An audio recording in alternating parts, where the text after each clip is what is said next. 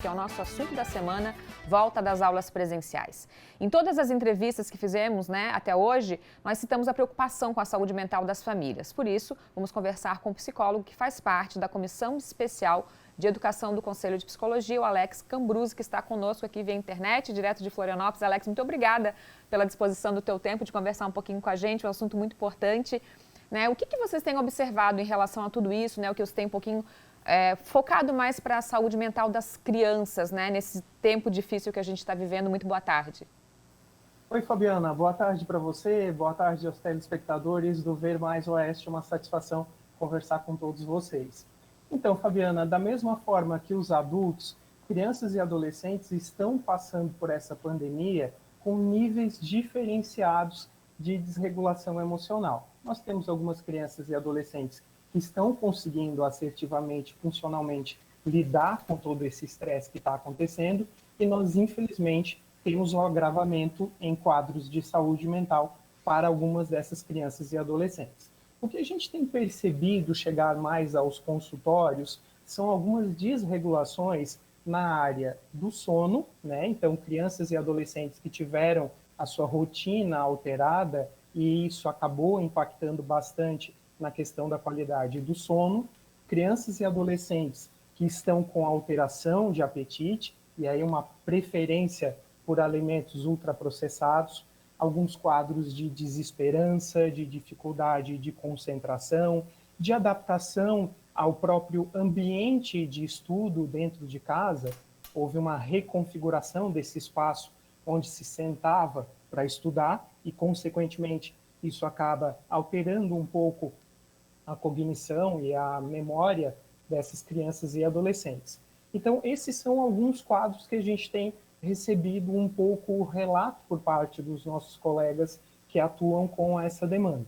Essa já era a minha próxima pergunta, você já me ajudou, São sinais aí, então, que os pais devem ficar atentos, O sono, a alimentação, essa falta de vontade.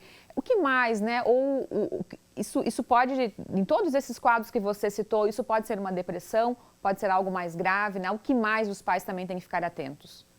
Sim, Fabiana, isso pode migrar para quadros de agravamento de cronificação. Então, assim, conforme eu dizia ali anteriormente, é importante que as famílias observem como cada criança e adolescente está lidando com o enfrentamento dessa situação. Por eles estarem em níveis distintos de regulação emocional, nós vamos ter que observar como é que eram os nossos filhos anteriormente e como é que eles estão nesse momento emocionalmente, para a gente conseguir ter um marcador e verificar se aquilo é uma reação natural ou se aquilo está passando por um posicionamento de cronificação. Outras coisas que eu acho importantes de nós observarmos é como é que essa criança e adolescente está lidando com uma manutenção de rotina.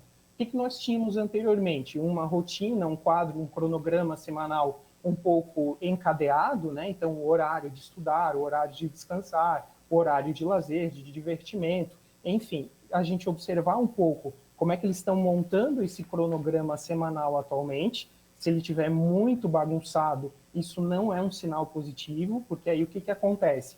Quando ele precisa entrar no momento do estudo, no momento de parar para se concentrar na atividade escolar, ele está com a agenda toda desregulada, consequentemente a mente não lança um direcionamento para aquilo que precisa ser feito naquele horário, naquele momento. Ela não está acostumada àquela atividade que está acontecendo naquele momento.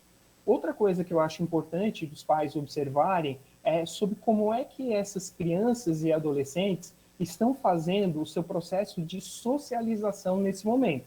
A gente está com uma socialização virtual, mas uma socialização que precisa acontecer. Então, eles precisam estar fazendo contato com seus colegas, com seus amigos, tendo um momento onde eles fazem ligações, onde eles façam ligações, façam videochamadas para conversarem com essa comunidade com a qual eles conviviam anteriormente. Essa socialização é muito importante. E a respeito da cronificação, sempre observar a questão de se nós temos ali uma desesperança, uma tristeza, uma irritabilidade, uma ansiedade que está se demonstrando muito elevada e continuamente se apresentando. ao longo de alguns dias. Um episódio ou outro é natural, porque é um momento de estresse. Então, haverá uma desregulação de humor em um momento ou outro. Mas, se isso continua se apresentando ao longo dos dias, ao longo das semanas, é importante procurar o aconselhamento de um médico ou de um psicólogo para se fazer a avaliação da questão da saúde mental dessa criança e adolescente. Alex, colocado todo esse quadro, né? E são várias famílias, né? Cada pessoa é diferente, cada pessoa age diferente, são várias opiniões.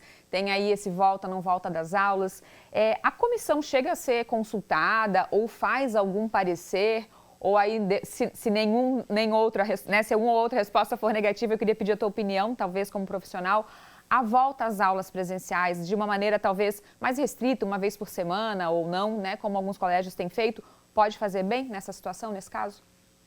Fabiana, o nosso posicionamento é de ouvir primeiro as autoridades sanitárias.